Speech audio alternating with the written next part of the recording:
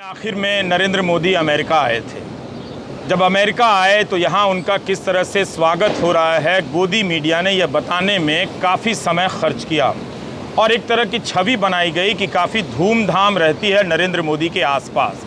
लेकिन उनके जाने के बहुत दिनों के बाद 18 जुलाई को न्यूयॉर्क टाइम्स में एक लंबी और विस्तृत तफ्तीश के साथ लिखी गई रिपोर्ट छपी है, जो अमेरिका, ऑस्ट्रेलिया, फ्रांस में जिस तरह से भारतीय लोगों को जुटाकर सभाएं की जा रही हैं, जिसे हम एक शब्द से पहचानते हैं इंडियन डायस्पोरा, उसके बारे में ये खबर पड़ताल करती है। कहाँ से किसका पैसा है, कौन लोग लगे हैं और यहाँ पर रहने वाले जो भारतीय लोग हैं, जो उस डायस्पोरा का हिस्सा हैं, वो क्या सोचते हैं। तो ये इतनी लंबी रिपोर्ट आप देख सकते हैं न्यूयॉर्क टाइम्स में है। जो काम भारतीय प्रेस को करना चाहिए था, गोदी मीडिया तो नहीं कर सकता क्योंकि ज़्यादातर बड़ा भारतीय प्रेस वही है, वो काम अब आप न्यूयॉर्क टाइम्स में देख रहे हैं। चूँकि ये उन बातों को पकड़ रहा है ये अखबार, इसलिए इसे देखकर सरकार या सरकार के समर्थक चिढ़ जाते हैं। लेकिन हम इस रिपोर्ट के कुछ हिस्से के बारे में आपको बताना चाहते हैं। Modi and India's diaspora, a complex love affair making global waves। Damien Cave की रिपोर्ट की यह हेडलाइन कितना कुछ कहती है। हिंदी में ऐसे समझिए कि अब भारत के बाहर जो मोदी लहर पैदा की जा रही है, मसला उतना सरल नहीं है। इस पंक्ति से रिपोर्ट शुरू होती है कि मोदी ने विदेशों में रहने वाले भारतीयों की आर्थिक और राजनीतिक शक्ति को पहचान लिया है, उसके सहारे अपनी छवि बनाने की कोशिश की है। यह बड़ी बात तो है, लेकिन चिंता की भी बात है। बीजेपी और मोदी ने विदेशों में सफल भारतीयों के साथ एक मजबूत रिश्ता बना लिया है। इस रिश्ते को बनाने में ग्लोबल राजनीतिक मशीन का हाथ रहा है। यह राजनीतिक मशीन है कई देशों में पार्टी कार्यालय का होना और हजारों वॉलंटियर का इससे जुड़कर काम करना। अमेरिका, ब्रिटेन, ऑस्ट्रेलिया और कई देशों में इस तरह का सफल आयोजन किया गया है। न्यूयॉर्क टाइम्स की ये रिपोर्ट इस बात की भी पड़ताल करती है कि ऑस्ट्रेलिया के सिडनी में स्टेडियम में जिस तरह से लोगों को जुटाया गया, हज़ारों लोगों को उन्हें प्राइवेट जेट से लाया गया, इसका पैसा किसने दिया। प्राइवेट जेट बहुत महंगी चीज़ होती है, मगर प्राइवेट जेट से लोगों को लाया गया उनकी सभा को आयोजित करने के लिए, इसके बारे में भी इस अखबार में काफ़ी कुछ लिखा गया है। रोशनी के इंतजाम से आपको लगेगा कि यहाँ पूरा अमेरिका उमड़ आया है, लेकिन न्यूयॉर्क टाइम्स ने लिखा है कि कैनेडी सेंटर में 1200 सीटें ही हैं। क्या इसलिए अंधेरा किया जाता होगा कि बड़ी रैलियों के आदि प्रधानमंत्री की यह सभा बड़ी लगे कि कितने अधिक लोग आए हैं। अगर इस हॉल में लगातार रोशनी होती, हर किसी का चेहरा साफ साफ दिख रहा होता, तो क्या यह भी दिख जाता कि मात्र 1200 लोगों को प्रधानमंत्री संबोधित कर रहे हैं। खैर, न्यूयॉर्क टाइम्स लिखता है कि कैसे यहाँ प्रधानमंत्री ने अमेरिका में सफल भारतीयों से मुलाकात की, जिन्हें यह बताने की कोशिश करते रहे कि वे दुनिया के गुरु हैं और यह सदी भारत की है। दुनिया में कोई नेता दूसरे देश की धरती पर इस तरह की सभाएं अपने लिए नहीं कर पाता है। ऑस्ट्रेलिया की सभा में 20,000 फैंस आए थे। यह एक फिक्स पैटर्न सा बन गया है। भारत में अपनी छवि के प्रसार के लिए विदेशों में शक्ति प्रदर्शन किया जा रहा है। अखबार फिर इसके बारे में भी विस्तार से बताता है कि बीजेपी और विदेशों में रहने वाले भारतीयों के बीच रिश्तों की शुरुआत किस तरह से वाजपेयी के दौर में शुरू होती है और मोदी के दौर में कहां पहुंचती है। किस तरह ओवरसीज फ्रेंड्स ऑफ बीजेपी मजबूत हुई है, वह लोगों के काम कराती है क्योंकि दूतावास के स्टाफ की अपनी सीमा है। ये लोग पासपोर्ट, वीज़ा वगैरह के काम में मदद करते हैं और इनकी बैठकों में दूतावास के अधिकारी जाते हैं। ऐसा माना जाता है कि विदेशों से बीजेपी को काफी पैसा भी आता है। जब टेक्सास में हाउडी मोदी के समय लोग यह सवाल पूछने लगे, तब जाकर यहां बीजेपी को रजिस्टर कराना पड़ा। मैं सीधा अनुवाद नहीं कर रहा, न्यूयॉर्क टाइम्स की रिपोर्ट का सार ही पेश कर रहा हूं। आपसे अपील है कि आप खुद भी पूरी रिपोर्ट पढ़ लें।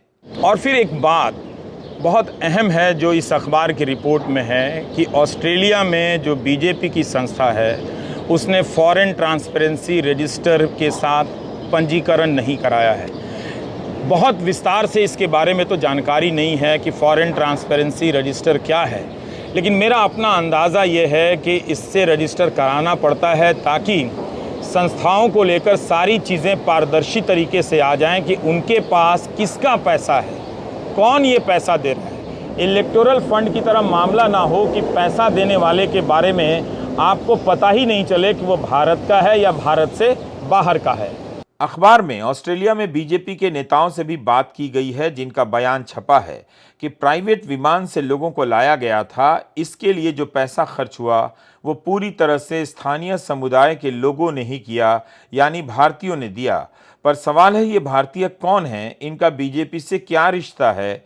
क्या भारत में किसी प्रकार से इनका कोई हित है, बिजनेस है? कोई इतना पैसा खुद से क्यों खर्च करेगा? ऑस्ट्रेलियन सिख एसोसिएशन के अलबेल सिंह किंग का बयान छपा है कि उनके ग्रुप को इस इवेंट के लिए काम दिया गया था, लेकिन जब आयोजकों ने यह नहीं बताया कि किसका पैसा है, तो अलबेल सिंह आयोजन से अलग हो गए। नरेंद्र मोदी और डायस्पोरा का गोदी मीडिया में कवरेज इस तरह से किया जाता है जैसे लगता है कि सब कुछ एक समान है। यहाँ रहने वाली सारी जनता उन्हीं की तरफ है, उन्हीं के नाम पर और उनके लिए ही तालियां बजाती हैं। मगर ये रिपोर्ट उन रेखाओं को भी खींचती है जो यहाँ रहने वाले लोग अब बोलने लगे हैं। मुझे भी हैरानी हुई कि कई बड़े नाम अपने नाम और पहचान के साथ बाकायदा उन चिंताओं को सामने रख रहे हैं कि एंटी मुस्लिम राजनीति और भेदभाव की राजनीति से हिंदुस्तान की जो आर्थिक तरक्की की रफ्तार है वो पटरी से उतर सकती है, और अब वो नरेंद्र मोदी को लेकर सतर्क नज़र आने लगे हैं। सिलिकॉन वैली के एक प्रमुख निवेशक विनोद खोसला भारत अमेरिका को करीब लाने पर जोर देते रहे हैं। उन्होंने एक इंटरव्यू में कहा है कि भारत को सबसे बड़ा खतरा हिंदू राष्ट्रवाद से है। इसकी वजह से जो अस्थिरता और असमानता की आग लगाई जा रही है, उससे आर्थिक विकास पटरी से उतर सकता है। खोसला का कहना है कि सरकार को यह समझना होगा कि हिंदू हिंदू करने से आर्थिक प्रगति से ध्यान हट सकता है। इससे ग्लोबल संबंधों को भी झटका लग सकता है। इसी क्रम में अरुण सुब्रमणी का एक बयान न्यूयॉर्क टाइम्स कोट करता है। Arun Subramani private equity banker हैं, जिन्होंने भारत में हेल्थ, डिजिटल सेक्टर में काफी निवेश किया है। अरुण का बयान छपा है कि पार्टी को यह साफ करना होगा कि भारत सबके लिए है। कमल रेखी पहले अमेरिकी भारतीय हैं जिनकी कंपनी यहां के शेयर मार्केट नैस्डैक में लिस्ट हुई है। वाजपेयी की बात सुनकर उन्हें काफी भरोसा हुआ था। तो गोदी मीडिया आपको कभी नहीं बताएगा कि विनोद खोसला ने, अरुण सुब्रमणी ने और रो खन्ना ने नरेंद्र मोदी को लेकर और उनकी राजनीति को लेकर क्या टिप्पणी की है। अगर इसी बात की विस्तृत रिपोर्टिंग हो जाए तो अमेरिका यात्रा को लेकर जो महिमा मंडन किया गया है उसकी धुलाई हो सकती है। मगर इन बातों को, इन बड़ी हस्तियों के बयानों को भारत के मीडिया के पर्दे से गायब कर दिया गया है। भारत और अमेरिका के संबंधों को मजबूत करने के लिए काम करने वाले कांग्रेसनल कॉकस यानी अमेरिकी सांसदों के गुट के सह अध्यक्ष रो खन्ना का बयान छपा है कि उन्होंने मोदी से भारत की विविधता को लेकर बात की है। रो खन्ना कहते हैं कि मैं चाहता हूं कि भारत जिन सिद्धांतों की बुनियाद पर बना है, उन्हीं सिद्धांतों की बुनियाद पर अमेरिका और भारत के रिश्ते मजबूत हों। हम किसी खास व्यक्ति पर जोर नहीं देते हैं। तो अब हम बात करेंगे इंडियन डायस्पोरा क्या है, इसकी पहचान कैसे बनती है, इसके भीतर की राजनीति क्या है। संजय मिश्रा ने देश इज डिवाइडेड नाम से एक किताब लिखी है, बाकायदा इस पर रिसर्च किया है, और ये किताब जो है सेज प्रकाशन से आई है। 895 रुपये की किताब है। ये भारतीय संस्करण भी इसका उपलब्ध है। तो अमेरिका में रहने वाले जो साउथ एशियन लोग हैं, मूलतः जो भारतीय लोग हैं, उनके भीतर की राजनीति और उनके भीतर की सामाजिक गतिविधियों के बारे में आप इस किताब को पढ़ते हुए जानते हैं। Sanjay Mishra Drew university new Jersey के असिस्टेंट प्रोफेसर थे जब इस किताब को आप लिख रहे थे। एसोसिएट प्रोफेसर अब हैं। आप एसोसिएट प्रोफेसर हैं, क्योंकि मुझे पता है कि किताब लिखने के बाद आदमी कुछ और हो जाता है, वो पहचान पुरानी हो जाती है। पर संजय, हम लोग बहुत लूजली इस्तेमाल करते हैं इंडियन डायस्पोरा, और ये मान कर चलते हैं कि जो भी अमेरिका में है वो बहुत अमीर है, वहाँ से डॉलर लेकर आ रहा है। जब आप भारतीय लोगों पर या साउथ एशियन लोगों पर ये अध्ययन कर रहे थे, तो क्या आपने उनकी आर्थिक स्थिति को भी देखा? क्या ये बात सही है कि जो भी यहाँ पर है वो बहुत अमीर की ज़िंदगी जी रहा है? तो पहले मैं थोड़ा डायस्पोरा के बारे में चर्चा कर लेता हूँ कि डायस्पोरा कैसे समझा जाए। तो हम जब डायस्पोरा की बात करते हैं तो मुख्य तौर पे आइडिया ये है कि हम एक ऐसे कम्युनिटी के बारे में बात कर रहे हैं जो कि पूरी दुनिया में फैला हुआ है। वो ब्रिटेन में है, यूएस में है, कनाडा में है, कैरिबियंस में है, और एक लंबी हिस्ट्री है उसकी। और इन सारे समुदायों की एक तरह से वो लोग समझते हैं कि हमारा इंडिया से कुछ कनेक्शन है, राइट। और ये लोग अलग अलग समय पर आए हैं, राइट। और जैसे आप देखें कि mid 19th century, early 20th century में जिनको हम गिरमिटिया के नाम से जानते हैं, वो लोग इंडेंचर्ड लेबर के रूप में कैरिबियंस में ले गए हैं, वो भी डायस्पोरा का हिस्सा है, राइट। जो लोग मिडल ईस्ट में, गल्फ में अनस्किल्ड लेबर का काम करते हैं या बहुत कम आय पे काम करते हैं, वो भी डायस्पोरा का हिस्सा है। और जो लोग यहाँ पे माइक्रोसॉफ्ट के सीईओ हैं और बड़े पदों पे हैं, वो भी डायस्पोरा का हिस्सा है, राइट। तो डायस्पोरा एक बहुत बड़ा फॉर्मेशन है, और डायस्पोरा को हमें उसी तरीके से देखना चाहिए कि इसको एक सिंपल तरीके से डिफाइन नहीं कर सकते, नहीं किया, और ना एक देश से जोड़कर हम, और ना एक देश से जोड़कर डिफाइन कर सकते हैं। यहाँ जो आप भारतीयों के बारे में, उनकी राजनीतिक गतिविधियों के बारे में अध्ययन कर रहे थे, मेरा एक सवाल है कि शुरुआत मैं इसी से करना चाहता हूँ कि उनकी आर्थिक पहचान जो यहाँ बनी है कि वो बहुत ही सफल अमेरिकन हैं। क्या ये बात प्रमुख रूप से सही है या ये तस्वीर आधी है? ये तस्वीर में कुछ हद तक सत्य है और कुछ हद तक ये आधी भी है। सत्य ये है कि जो लोग भारत से, ख़ास तौर पे 1965 का जो यहाँ पे इमिग्रेशन रिफॉर्म हुआ, काफ़ी बड़ा रिफॉर्म था, और उसके बाद जो लोग यहाँ पे आए माइग्रेंट के रूप में, वो कुछ ख़ास तरह के लोग आए। तो अमेरिकन स्टेट ने एक ऐसी इमिग्रेशन पॉलिसी क्रिएट की जिसमें कि वो लोग चूज़ करते हैं किसको लाना है इस देश में, राइट। और उस चूज़ करने की प्रक्रिया में उन्होंने सबसे हाईली एजुकेटेड, सबसे टैलेंटेड, जो लोग सबसे अच्छे पढ़े लिखे थे, उन्हीं लोगों को चूज़ किया। और उससे उसका नतीजा क्या हुआ? उसका नतीजा ये हुआ कि भारत की जनता जैसे भारत में दिखती है, वो यहाँ पे ऐसी नहीं दिखती है, क्योंकि यूनाइटेड स्टेट्स में, अमेरिका ने उन लोगों को चूज़ किया कि हमें सबसे टैलेंटेड डॉक्टर चाहिए, हमें सबसे टैलेंटेड सॉफ्टवेयर इंजीनियर चाहिए, हमें सबसे टैलेंटेड आईआईटी का पर्सन चाहिए, राइट। एंड तो एक तरह से इसको बोलेंगे कि एक तरह की क्यूलिंग हुई, राइट। एक तरह का सेलेक्टिव माइग्रेशन हुआ, पूरा क्रीम उठाकर पूरा क्रीम उठा के लाया गया, राइट। तो हम जब हम देखते हैं कि भारत के लोगों की जो आय है यहाँ पे, भारतीय मूल के लोगों की, वो सभी, जब हम सभी एथनिक ग्रुप से कंपेयर करते हैं तो सबसे ज़्यादा है। उसका कारण ये है कि बहुत सेलेक्टिव माइग्रेशन हुआ है, राइट, और बहुत सेलेक्टिव तरीके से लोगों को चूज़ किया गया। तो हमें इस बात को समझना होगा कि भारत के लोगों की आय ज़्यादा इसलिए नहीं है कि हम एक्सेप्शनल हैं या हमारे अंदर कुछ खास है, बल्कि इसलिए कि हमें इसी तरह से चुन कर लाया गया है, चूज़ करके लाया गया है, राइट। तो उस चीज़ को हमें समझना होगा, लेकिन उसके साथ साथ हमें ये भी देखना होगा कि जैसे भारत के लोगों ने जब यहाँ आना शुरू किया, तो पहले तो उन लोगों को स्किल के बेसिस पे लाया गया, लेकिन उसके बाद बहुत सारे लोग यहाँ पे माइग्रेट करना शुरू किए फैमिली के बेसिस पे, कि आप हमारे भाई हैं, हमारी पत्नी है, या हमारे पति हैं, या हमारे पिता हैं। तो उसके बेसिस पे माइग्रेट करने की सुविधा भी अमेरिका में है, जिसको कहते हैं family migration, right. So skill migration और फैमिली माइग्रेशन, राइट। तो काफ़ी बड़ा हिस्सा 1970-80 में फैमिली के बेसिस पे माइग्रेट करने लगा, और वो लोग उतने टैलेंटेड नहीं थे, वो लोग सबसे क्रीम नहीं थे। मान लिया अगर उनके पास एमए की डिग्री है या एमटेक की डिग्री है, वो यहाँ आते हैं लेकिन उनको नौकरी नहीं मिलती है, उनको एक छोटी सी दुकान खोलनी पड़ती है, या उनको टैक्सी चलाना पड़ता है, या उनको बहुत साधारण जॉब लेना पड़ता है।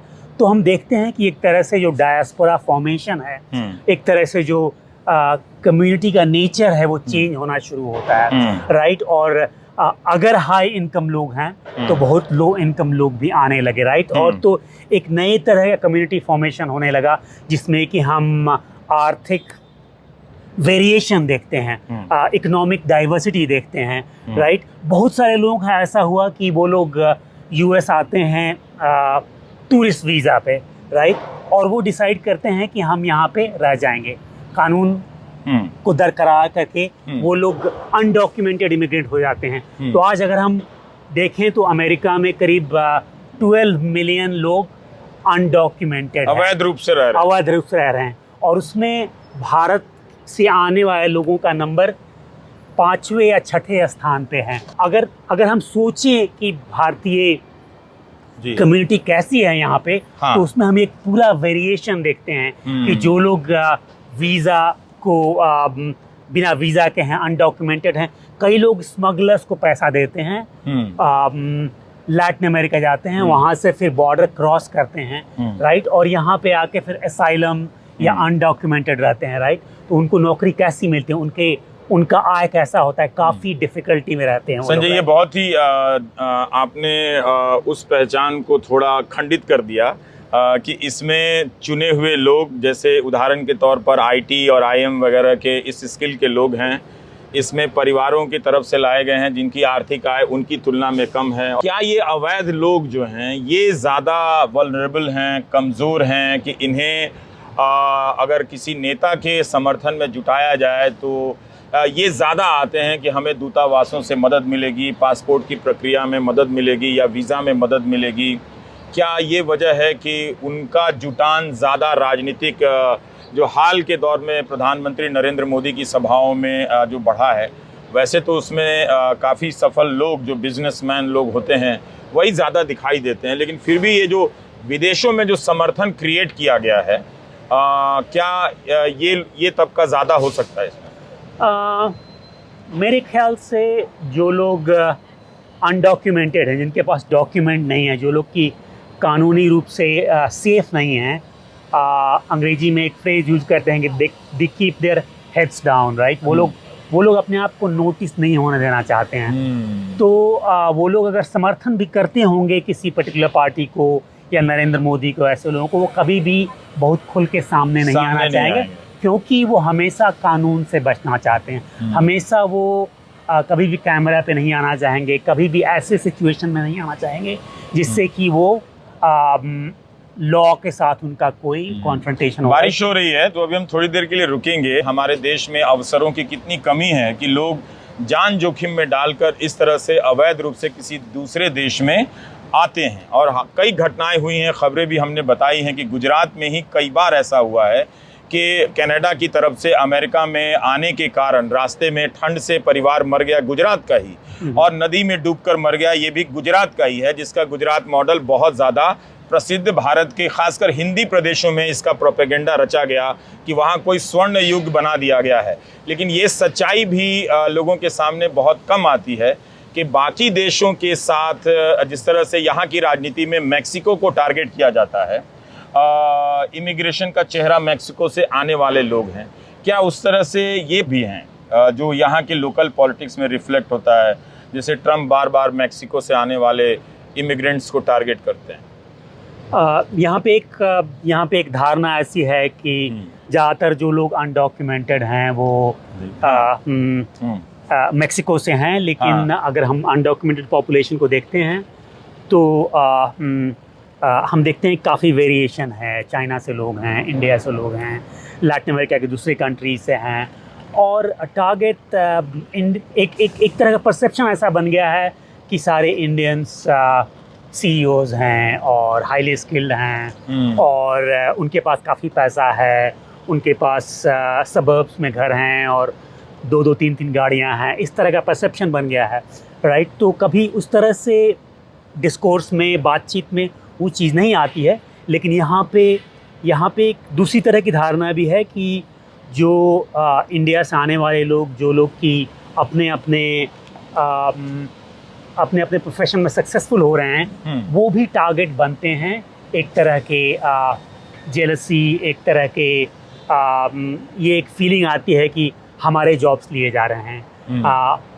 कोई अमेरिकी CEO होता, कोई वाइट पर्सन CEO होता, अगर ये एशियन पर्सन, अगर ये ब्राउन पर्सन CEO नहीं होता, तो हॉस्टिलिटी केवल जो गरीब लोग हैं उनके प्रति नहीं होती, सफल लोगों के प्रति भी होती है, और उनको भी ये नेविगेट करना पड़ता है कि जब अपनी ऑफिस से बाहर निकलते हैं और जब वो सड़क पे आते हैं तो वो एक किसी और ब्राउन पर्सन की तरह हैं, वो किसी एक और नॉन वाइट पर्सन की तरह हैं और उनको वो एनकाउंटर करना पड़ता है स्ट्रीट्स पे और लाज समाज में कि हम अपनी जो प्रतिष्ठा हमने अर्जित की है उसको हम कैसे समाज में स्थापित करें। और वो स्ट्रगल केवल कम आय वाले लोगों की नहीं है बल्कि बड़े आय वाले लोगों की। शायद इसी वजह से वो राजनीतिक पहचान खोजते होंगे, ज़्यादा इंडिया असर्ट करते होंगे यहाँ पे 40 साल 50 साल रहने के बाद भी, यहाँ की नागरिकता लेने के बाद भी। हम थोड़ा सा जानना चाहते हैं संजय कि भारतीय डायस्पोरा की राजनीतिक गतिविधियों के बारे में अगर आप बता सकें कि क्या वो सिर्फ लीनियर गतिविधि है, एक पार्टी के फेवर में है। अभी न्यूयॉर्क टाइम्स ने जो रिपोर्ट की है कि इंडियन डायस्पोरा में बीजेपी, फ्रेंड्स ऑफ बीजेपी जैसे संगठन की बड़ी भूमिका है, हज़ारों वॉलेंटियर उसके दुनिया भर में काम करते हैं। तो उसकी अपनी राजनीतिक पहचान यहाँ की राजनीतिक दलों के साथ कैसे जुड़ती है और भारत के राजनीतिक दलों के साथ कैसे जुड़ती है? इंडियन डायस्पोरा की राजनीति के बारे में एक तरह का इम्प्रेशन भी क्रिएट किया गया है और वो इम्प्रेशन बहुत डेलिब्रेट तरीके से क्रिएट किया गया है, राइट। बीजेपी और नरेंद्र मोदी पर्टिकुलरली पिछले 10-15 सालों में इन लोगों ने इस बात को समहाउ ये निर्णय लिया कि डायस्पोरा की पॉलिटिक्स बहुत इम्पॉर्टेंट है।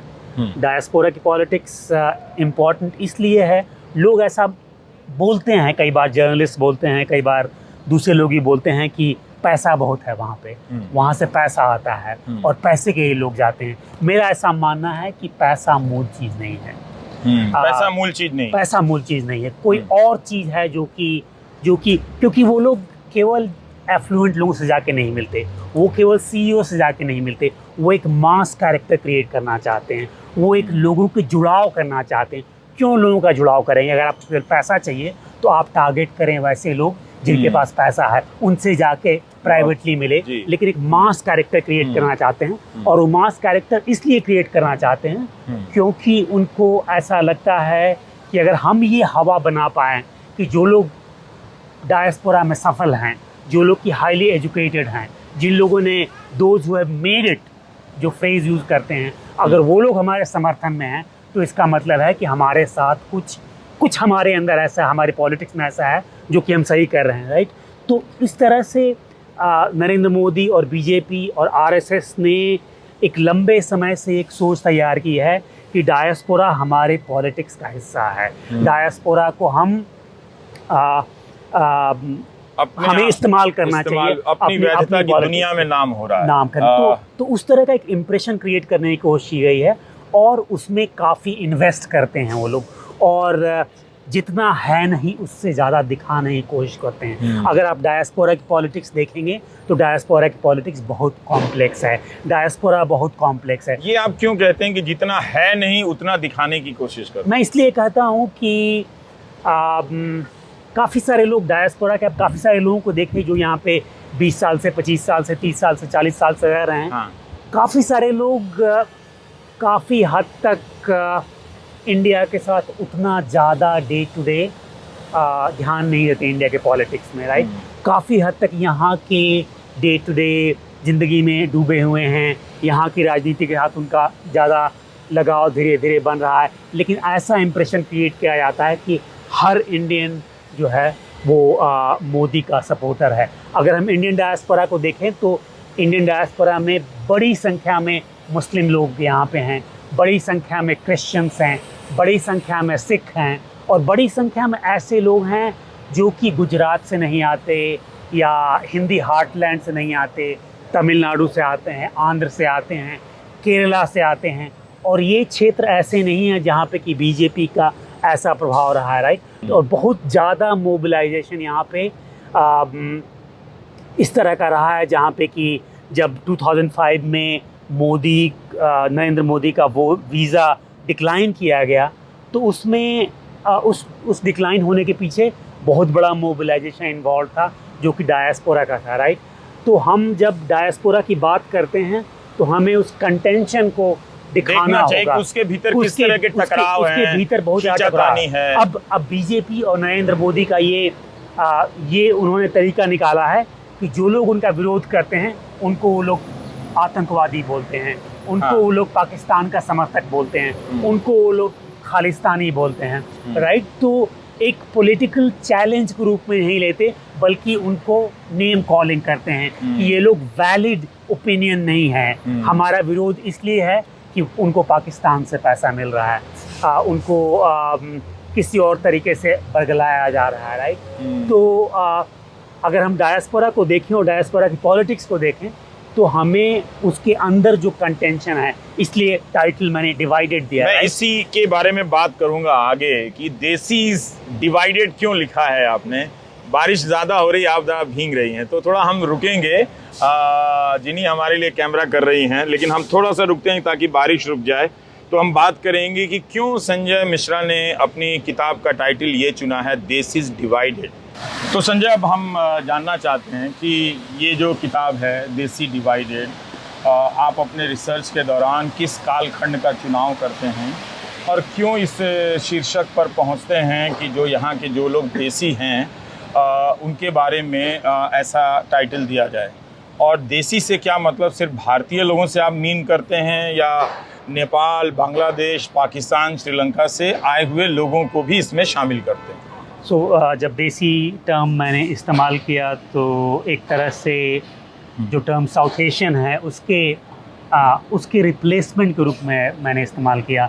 तो हम मेरे बुक में इंडिया, पाकिस्तान, बांग्लादेश के लोगों के ऊपर ज़्यादा फोकस है, लेकिन इसमें नेपाल के लोग इंक्लूडेड हैं, श्रीलंका के लोग इंक्लूडेड हैं, और दूसरी साउथ एशियन कंट्रीज़ के लोग इंक्लूडेड हैं, राइट। तो जो मैंने अपनी किताब में ये बात कहने की कोशिश की है कि अगर हम साउथ एशियन डायस्पोरा को यहाँ देखें या इंडियन डायस्पोरा को यहाँ देखें, तो आमतौर पे ऐसा माना जाता है कि डायस्पोरा का मतलब है कि उनके अंदर पूरी तरह से यूनिटी है, वो एक हैं, राइट।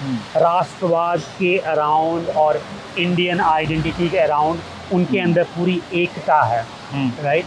लेकिन मैंने अपनी किताब में ये अपने शोध में ये पाया कि बहुत तरह के कॉन्फ्लिक्ट्स उनके अंदर हैं। इकोनॉमिक डिस्पैरिटी है, कुछ लोग काफ़ी अमीर हैं, कुछ लोग काफ़ी गरीब हैं, कुछ लोग बीच में हैं। तो वेरिएशन जो है उसको मैंने लाने की कोशिश की। दूसरी बात जो मैंने अपनी किताब में काफ़ी प्रमुखता से की है, वो ये की है कि जब 9/11 की घटना हुई यहाँ पे, और उसके बाद एक तरह का बहुत सीरियस रेसिस्ट प्रोपेगेंडा जो लोग ब्राउन दिखते हैं, जो लोग साउथ एशियन दिखते हैं, उनके खिलाफ चला, और वो लोग सस्पिशियस देखे जाएंगे। हम समझ रहे थे कि मुसलमानों के खिलाफ चला हो। तो जब हम मुसलमानों के खिलाफ था, लेकिन कौन मुसलमान हैं, इस बात को आम जनता में उसको उन्होंने एक अलग कैटेगरी क्रिएट कर ली। तो एक बहुत बड़े स्कॉलर हैं, उन्होंने कहा कि एक नई कैटेगरी क्रिएट हुई, मुस्लिम लुकिंग कैटेगरी, राइट, कि कौन मुस्लिम दिखता है, राइट। तो बहुत सारे ब्राउन लोग जो कि मुस्लिम नहीं हैं, वो भी मुस्लिम दिखते हैं। जब स्ट्रीट में घूमते हैं तो उनके ऊपर अटैक होता है या कोई गाली देता है ये कह के कि तुम ओसामा बिन लादेन हो, राइट, और उसके समर्थक हो। तो इस तरह का रेशियल कंस्ट्रक्शन पोस्ट 9/11 पीरियड में हुआ। और पहला व्यक्ति जो कि 9/11 के हमलों के बाद रेशियल वायलेंस में मारा गया, वो उस व्यक्ति का नाम था बलबीर सिंह सोधी। मेसा एरिज़ोना में वो एक गैस स्टेशन पे काम करते थे।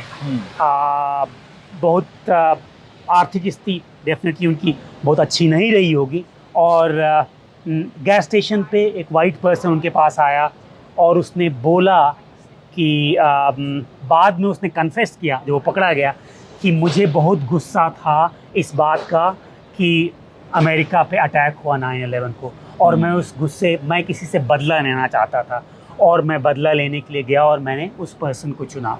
ना बलबीर सिंह सोधी सिख थे, पंजाब से आए थे, राइट। तो और इस तरह की काफ़ी सारी घटनाएं हुई जहाँ पे कि किसी भी ब्राउन पर्सन को सस्पिशियस के रूप में देखा ब्राउन जाए। मतलब हम भारतीयों को मूलतः भूरे रंग से यहाँ पर पहचाना जाता है, और वाइट मतलब ये गोरे लोग जो अपने आप को गोरे समझते हैं। ब्राउन वाइट ब्लैक और ब्राउन की कैटेगरी में फिर बहुत सारे जो लातिनो लोग हैं, हाँ। जो कि लैटिन अमेरिका से हैं, हाँ। वो भी हमारी तरह दिखते हैं। तो ब्राउन की कैटेगरी वो बड़ी भी है, बड़ी है। वो भी उसमें शामिल हो जाते हैं बहुत सारे लोग, राइट। तो मैंने अपनी किताब में कहा कि जब 9/11 की घटना हुई और उसके बाद जब रेशियल वायलेंस हुआ, तो बहुत सारे लोगों को लगा कि सारे ब्राउन लोग, सारे साउथ एशियन लोग और मुस्लिम लोग और मिडल ईस्ट के लोग, ये सारे लोग इकट्ठे होकर उसका विरोध करेंगे। लेकिन हमने ये देखा कि एक तरह का डिवीज़न पैदा हुआ साउथ एशियन लोगों के बीच में। कैसे?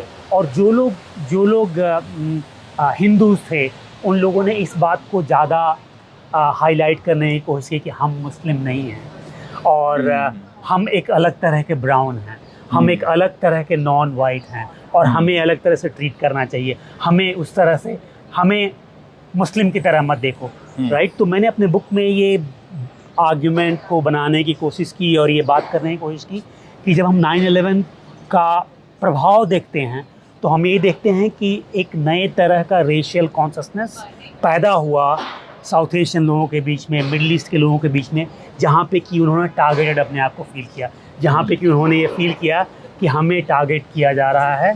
कई लोगों को, जो लोग काफ़ी सारे लोग जो लोग अनडॉक्यूमेंटेड थे, वो लोग काफ़ी इनसिक्योर महसूस करने लगे, राइट। तो ये जो विभाजन साउथ एशियन लोगों के अंदर हुआ, हिंदू, मुस्लिम और सिख के आधार पे, जहाँ पे कि लोग अपने अपने धर्म के बारे में ज़्यादा बात करने लगे और इस तरह से बात करने लगे कि हमें उनसे डिफ्रेंशिएट किया जाए, हम वो सस्पिशस लोग नहीं हैं, राइट। तो ऐसा माना जाता है तो कि गोरों ने ब्राउन को देखा कि ये वो लोग हैं, ये उनके जैसे लोगों का काम होगा, तो उनके जैसे लोगों ने अपने बीच में देखना शुरू कर दिया कि हम उनके जैसे नहीं हैं। हाँ। तो उनके जैसे देखने की प्रक्रिया, एक बाहर से किसी ने आपको उनके जैसे देखा और आप उसकी प्रतिक्रिया में अपने आप को, अपने आसपास के लोगों को उनके जैसे के आधार पर अलग करने लगे और देखने लगे और इस तरह से ये बढ़ जाते हैं। जो पहले एक तरह की एकता होगी, अमेरिका में आ गए हैं, देश से दूर हैं या फिर उस महाद्वीप से दूर हैं, तो एक प्रकार की कॉमरेडरी या फिर दोस्ताना संबंध लोगों में रहा होगा, स्वाभाविकता कि हम लोग एक हैं, वो बट गया 9/11 से। वो 9/11 ने उस पर काफ़ी प्रभाव डाला और हमें बहुत सारे एग्जाम्पल्स ऐसे मिलते हैं जहाँ पे कि साउथ एशियन समुदाय के लोग, इंडियन, पाकिस्तानी, बांग्लादेशी या मुस्लिम, हिंदू, सिख, वो लोग साथ में आए, उन लोगों ने मोबिलाइज़ किया, उन लोगों ने कैंपेन्स किए और ये कोशिश की कि किसी को भी टारगेट नहीं किया जाए, क्योंकि सबसे बड़े जो लोग टारगेटेड थे 9/11 के बाद, वो लोग मुस्लिम धर्म के लोग थे। उनको जेल के अंदर डाला गया, उनको टेररिज्म के फॉल्स चार्जेस में वो किया गया। लेकिन स्ट्रीट लेवल पर जो वायलेंस हुआ, उसमें डिफ्रेंशिएट करना ये मुश्किल था कि कौन मुसलमान है, कौन हिंदू है, कौन सिख है, राइट। तो एक तरह का, जिसको बोलते हैं रिसर्च की भाषा में, कि एक तरह का नया रेशियल कंस्ट्रक्शन हुआ ब्राउन आइडेंटिटी, राइट। और तो उसको मैंने काफ़ी ज़्यादा क्लोजली देखने की कोशिश की और उसमें मैंने देखा कि एक तरह से यूनिटी ही बढ़ी, तो दूसरी तरह से बहुत सारा फ्रैक्चर भी दिखाई दिया।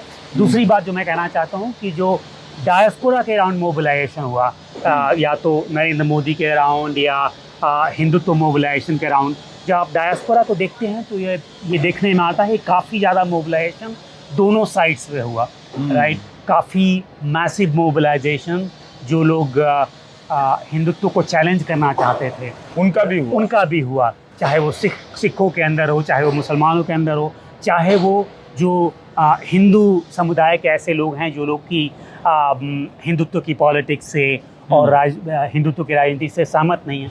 काफ़ी मैसिव मोबिलाइजेशन हुआ, राइट। तो अगर हम इंडियन डायस्पोरा को समझना चाहते हैं तो यूनिटी के लेंस से नहीं समझ सकते, हमें डिसयूनिटी के लेंस से समझना तो ये होगा। आपने देखा, ये बातचीत लंबी है, लेकिन इस बातचीत को लंबी ही होनी पड़ेगी, तभी आप जाकर जो विदेशों में भारतीय रहते हैं, अमेरिका में जो भारतीय रहते हैं, उनके भीतर किस तरह के अंतर विरोध हैं, बंटवारे हैं, खांचे बने हुए हैं, खोमचे बने हुए हैं, उन सबको समझना बहुत ज़रूरी है। गोदी मीडिया एक छोटे से स्टेडियम में, जहाँ पर 1200 और 1000 लोग भी ठीक से नहीं समाते हैं उसे लेकर इतना बड़ा कर देता है कि सारा भारत वहाँ पर जमा हो गया है। संजय मिश्रा आपको ये समझने में मदद कर रहे हैं कि ऐसा नहीं है। यहाँ रहने वाले लोगों में राजनीतिक आधार पर, आर्थिक आधार पर कई तरह के अंतर और भेद और राजनीति गोलबंदी आपको दिखाई देती है, जिससे आपको एक तस्वीर, वो तस्वीर जो एक तरह से पेश की जाती है, उसकी जगह पर आपको कई तस्वीरें नज़र आती हैं। तो ये बहुत ज़रूरी बातचीत हो रही है, इसलिए आप ध्यान से सुनिएगा। मैं आपकी किताब पलट रहा था, पूरी मैंने तो पढ़ी नहीं है, लेकिन जो एब्रिविएशन देख रहा हूँ, संगठनों के नाम जो बाहर से लोग आए, साउथ एशियन लोग, तो पहला नाम तो है American association of Bangladeshi engineers and architects, और फिर उसमें नाम बदलता है Asian American hotel owners association. अब इसमें मुझे पता नहीं कि इस एशियन वाले में पाकिस्तानी कितने हैं, हिंदुस्तानी कितने हैं, बांग्लादेशी कितने हैं। फिर नीचे आता है association of physicians of Pakistani descent of North America, फिर association for Indian American of North America, फिर आ जाता है एक भारतीय जनता पार्टी भी है, और एक जनरल चीज़ भी है, domestic workers committee, domestic workers United. इस तरह के भी संगठन बने हैं जिनके आगे ना तो एशियन लगा है, ना नॉर्थ इंडियन लगा है, ना हिंदू लगा है। फिर फेडरेशन ऑफ हिंदू एसोसिएशन भी इसमें दिखाई दे रहा है, और Christian organisations of North America, FIACONA ये भी है, और forum of Indian leftist and forum of इनकलाबी लेफ्टिस्ट ये भी एक संस्था है यहाँ पर, और विश्व हिंदू परिषद भी है, विश्व हिंदू परिषद ऑफ अमेरिका भी है, और नॉन रेजिडेंट इंडियन, और इस तरह से नए नए टर्मिनोलॉजी को भी आपने इसमें डाला है। Muslim public affairs council, national Asian American survey. हम ये जानना चाहते हैं, बार बार बातचीत होती है कि इन संगठनों के ज़रिए एक किस्म का की क्षेत्रीयता अमेरिका में पनपी है कि पेशे के हिसाब से, भाषा और रीजन के हिसाब से लोग गोलबंद हुए हैं, साउथ के लोग, नॉर्थ के लोग, और इसमें जाति का रोल किस तरह से प्ले होता है? क्या ये सिर्फ अपर कास्ट मोबिलाइजेशन है एक तरह से? पिछले 15 सालों में, 10 सालों में, 20 सालों में मैं बोलूँगा कि काफ़ी सारे पर्टिकुलरली दलित ग्रुप्स ने मोबिलाइज करना शुरू किया, राइट। और उन लोगों ने मोबिलाइज करना शुरू किया इस बात को कि अगर हम इंडियन डायस्पोरा की बात करते हैं, इंडियन कल्चर की बात करते हैं, साउथ एशियन कल्चर की बात करते हैं, तो वहाँ पे कास्ट कितना अहम रोल प्ले करता है उसे हमें देखना होगा, और वो डायस्पोरा के अंदर भी अहम रोल प्ले करता है। तो अगर आप सोचें कि 1970s जब से यहाँ भारत के लोगों ने आना शुरू किया एक नए फेज़ में प्रोफेशनल्स के रूप में, तो धीरे धीरे काफ़ी सारे ऐसे लोग जो कि शेड्यूल कास्ट, शेड्यूल ट्राइब या OBC रिजर्वेशन के थ्रू प्रोफेशनल जॉब्स में पहुँचे, उन लोगों ने भी यहाँ आना शुरू किया। और जब उन लोगों ने आना शुरू किया, और जब उन लोगों ने कम्युनिटी के अंदर जाना शुरू किया, तो वहाँ पे देखा कि उनको अपने कास्ट को हाइड करना पड़ता था, क्योंकि जैसे ही कम्युनिटी के अंदर जाते या टेंपल के अंदर जाते या मॉस्क के अंदर जाते, तो मोस्टली अपर कास्ट कम्युनिटी है, राइट, और लोग आपको प्लेस करना चाहते हैं, कौन हैं आप, और तो लोगों को काफ़ी दिक्कत होनी शुरू हुई कि अगर हम अपना कास्ट बताते हैं तो फिर हमारे साथ हमें शामिल नहीं किया जाएगा, राइट। ये तो शुरुआती दौर था, ये शुरुआती दौर था।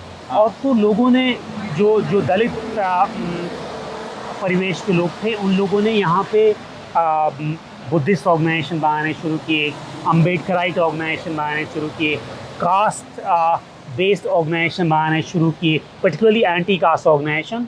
और उन्होंने शुरुआती दौर में काफ़ी सारा अपना एफर्ट इस बात पे इन्वेस्ट किया कि हम इंडिया में अपने लोगों को हेल्प करें, यहाँ पैसा इकट्ठा करेंगे, एंटी कास्ट मूवमेंट को इंडिया में हेल्प करेंगे। उस तरह की एक शुरुआत की। दूसरे तरह की एक शुरुआत की कि हम यहाँ पे हैं तो शायद हम इस स्थिति में हैं कि हम यूनाइटेड नेशंस के अंदर इस सवाल को खड़ा कर सकते हैं, हम जिनीवा जा सकते हैं, वहाँ इस सवाल को खड़ा कर सकते हैं। तो एक तरह से कास्ट को इंटरनेशनलाइज करने का बड़ा काम किया और उस तरह काम किया। लेकिन एक दूसरा फेज़ आया जबकि 1990, 2000, 2010 में बड़ी संख्या में लोग इंजीनियरिंग कॉलेजेस से H1B वीज़ा के ऊपर यहाँ पे आने लगे, और वो लोग केवल आईआईटी से नहीं आते थे, वो दूसरे लोग कॉलेजेस से उस्मानिया आए। यूनिवर्सिटी से, छोटी यूनिवर्सिटी से, यूपी के, बिहार के छोटी यूनिवर्सिटी से उन्होंने डिग्री ली और H1B वीज़ा पे यहाँ आ गए, राइट। तो एक तरह से जो कास्ट फॉर्मेशन था वो चेंज होने लगा और काफ़ी संख्या में एक अच्छी खासी संख्या में लोग जो SC ST हैं, जो दलित कास्ट के लोग हैं, जो OBC के लोग हैं, वो यहाँ पे आने लगे और काफ़ी सारे केसेस ऐसे आने लगे जहाँ पे कि टेक कंपनी में, या तो माइक्रोसॉफ्ट हो या और टेक कंपनीज़ हो, वहाँ पे इस तरह के एविडेंस सामने आने लगे कि मैनेजर जो इंडियन है, अपर कास्ट का है, वो उनको जानता है क्योंकि वो उस IIT में थे और वहाँ पे वो रिजर्व लिस्ट में आए, राइट। तो अपने नेटवर्क से जानते हैं वो, तो वहाँ पे उनके ऊपर कमेंट करना और उनको Discrimination परेशान करना और उनको प्रमोशन नहीं देना, ऐसे कई तरह के केसेस आने लगे। कमाल है। तो बहुत सारे लोगों ने कहा कि अगर कास्ट हमारे इमिग्रेंट एक्सपीरियंस का इतना बड़ा हिस्सा है तो फिर हमें इस सोसाइटी को बताना चाहिए कि कास्ट चीज़ क्या है। Cast 17th century 18th century की चीज़ नहीं है, बल्कि आज 21st सेंचुरी की चीज़ है कि उसके बेसिस पे हमारा प्रमोशन होगा या नहीं होगा, हमें सम्मान मिलेगा या नहीं मिलेगा, इस बात का डिटर्मिनेशन होगा। तो उसकी वजह से काफ़ी सारा मोबिलाइजेशन आज इस बात को हो रहा है कि सिटी काउंसिल, स्टेट्स इस बात को अपने कानून में एक्नॉलेज करें कि कास्ट एक कैटेगरी है और ये एक प्रोटेक्टेड कैटेगरी होनी चाहिए और लोगों को एजुकेट किया जाना चाहिए कि कास्ट के बेसिस पर डिस्क्रिमिनेशन हो सकता है। और ये दिस इज़ डिवाइडेड के उस एक तरह के आर्गुमेंट के साथ मिलता है कि आज इस क्वेश्चन पे डिवीज़न है कि बहुत सारे लोग ये मानते हैं कि नहीं, हमें उसकी बात, हम अपने गौरवशाली अतीत की बात करना चाहते हैं, न कि वो हम इसीलिए गौरवशाली अतीत में जाते हैं क्योंकि ये जो उनकी हरकतें हैं जाति को लेकर, Right. उस पर बात नहीं हो, उससे बात वो नहीं। तकलीफ होती है। लेकिन ये बहुत दुख की बात है कि आप अमेरिका तक आ रहे हैं, इस जगह में जहाँ पर कई देशों के लोग यहाँ रहते हैं। आपके बगल में किस देश का आदमी बैठा है, किसके साथ आप जा रहे हैं, किसके साथ काम कर रहे हैं, आप तय नहीं कर सकते। इतनी विविधता के साथ, भौगोलिक विविधता के साथ, मुल्कों की विविधता के साथ आपका उठना बैठना होता है, लेकिन उसके बीच में भी आप जाति के अहंकार को बचा कर रखते हैं। क्योंकि जाति के बारे में बात करने में आपको ज़्यादा शर्म आती है, इसलिए उस पर पर्दा डालने के लिए धर्म का सहारा लेते हैं कि हम धर्म के नाम पर देश पर गर्व कर रहे हैं। तो ये ड्रामा है जिसे अब अम्बेडकराइट एसोसिएशन जो है वो अब समझ गए इस खेल को और इसको एक्सपोज करना शुरू कर दिए हैं कि ये धर्म का के नाम पे ये जो गौरव की जो मिठाई दिखाई जा रही है, हवा मिठाई, दरअसल उसके नीचे जो जाति के नाम पर शोषण हो रहा है वो आदतें यहाँ भी चली आई।